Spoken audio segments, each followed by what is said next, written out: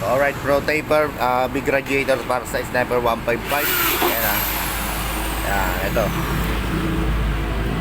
Ito yung nilagay natin Pro Taper. Ayan.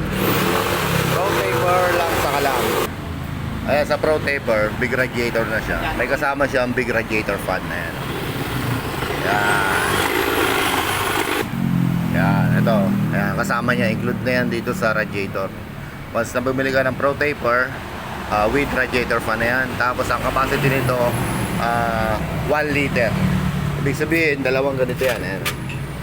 Isang 1 liter na coolant capacity ng radiator with reservoir. Ayan. Pasok na yan yan sa 1 liter.